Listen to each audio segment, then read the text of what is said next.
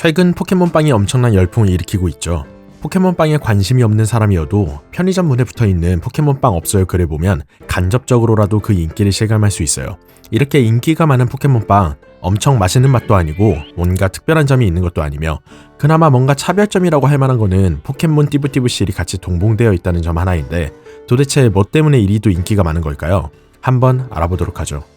일단은 포켓몬빵에 대해서 잠깐 알아볼게요. 1990년대 후반 포켓몬스터 애니메이션이 엄청난 인기를 끌자 당시 한국의 포켓몬 판권을 가지고 있던 대원동화가 삼립식품과 손을 잡아 만들어낸 일종의 미디어 믹스 상품이에요.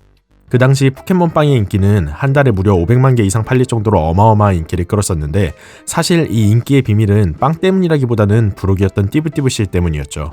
포켓몬이 그려져 있는 이 띠부띠부실은 사람들의 수집욕을 불러일으켰고 포켓몬스터의 인기와 함께 엄청난 속도로 빵이 매진되고는 했어요.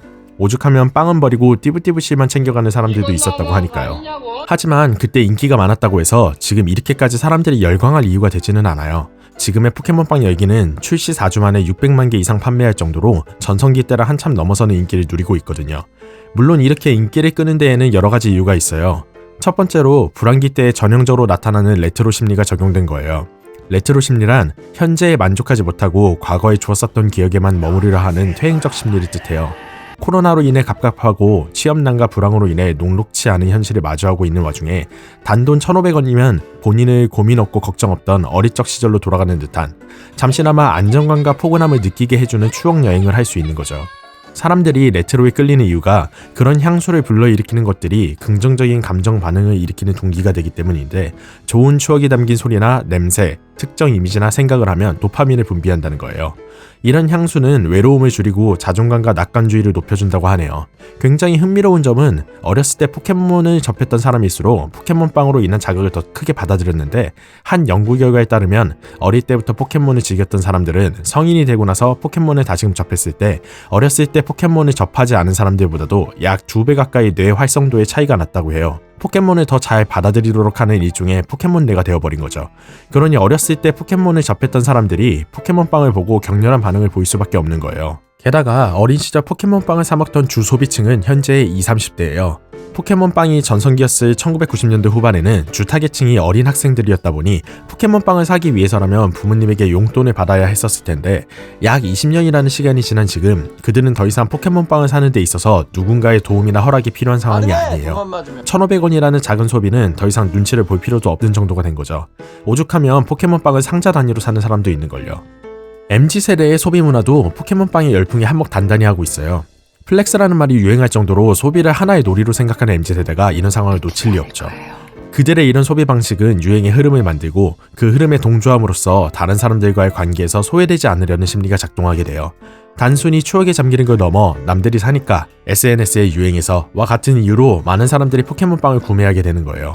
이런 유행에 따라 상품을 구입하는 밴드웨건 효과로 인해 포켓몬빵과 직접적인 추억이 없는 나이대의 사람들도 열심히 포켓몬빵을 사고 있어요. 물론 단순히 유행적 소비만이 이 현상을 키우고 있지는 않아요. 일종의 대박 심리도 사람들이 포켓몬빵을 구매하게 만들고 있죠.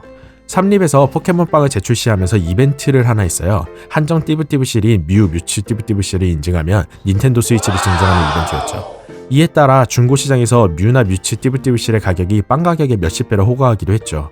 게다가 띠부띠부실을 수집하는 사람들이 워낙 많다 보니 뮤나 뮤츠 띠부띠부실 말고도 희귀한 띠부띠부실들은 가격대가 꽤 있어요. 그러다 보니 어떤 띠부띠부실이 나올지 모르는 이 불확실한 상황이 일종의 랜덤박스 같은 게임적 요소로서 느껴지게 되고 가격이 높은 띠부띠부실이나 수집하고 싶었던 띠부띠부실을 얻게 되면 마치 복권에 당첨된 것처럼 우리의 뇌는 도파민을 분비하게 되는데 이런 도박의 흐름과도 같은 상황은 사람들이 다시금 포켓몬빵을 사는 것에 대한 저항을 낮춰버리죠. 안 산 사람은 있어도 한 개만 사는 사람은 없다는 말이 이래서 나와요. 캐릭터가 귀여운 점도 중요한 포인트예요. 띠부띠부실에 그려진 포켓몬들 보세요. 아기자기하고 귀엽죠? 포켓몬빵을 사는 이유 중에 띠부띠부실이 귀여워서라는 답변이 많은 것을 보면 귀여움도 이 유행에 큰 힘을 보태고 있는 거예요. 귀여운 것은 정의라는 말이 있을 정도로 사람들은 귀여운 거에 약해요. 사회에 나가서 고단한 하루를 보낸 사람들이 퇴근 중에 귀여운 고양이나 동물들 영상을 찾아보는 것과 같은 이치죠. 실제로 한 연구에서는 귀여운 동물 사진이나 영상을 보면 혈압이 내려가고 불안감도 줄어든다는 연구 결과도 있으니까요. 뒷목 잡을 일 많고 미래에 대한 불안감이 가득한 우리에게 최고의 치료제가 아닐까요? 사실 이런 대박이 어쩌다 일어난 건 아니에요. 삼립의 포켓몬빵 부활 시도가 이번이 처음은 아니었거든요. 포켓몬 애니메이션이 다시금 인기를 끌 때라던가 포켓몬빵 10주년, 포켓몬고가 유행할 때라던가 이런저런 노력을 하기는 했지만 이번처럼 대성공하지는 못했어요. 하지만 삼립의 끊임없는 도전, 그리고 여러가지 환경과 타이밍이 잘 맞아떨어져 전성기를 뛰어넘는 그런 결과가 되어버린 겁니다. 정작 포켓몬스터 애니메이션이나 게임은 포켓몬빵보다 못한 인기를 누리고 있다니 참 아이러니하죠.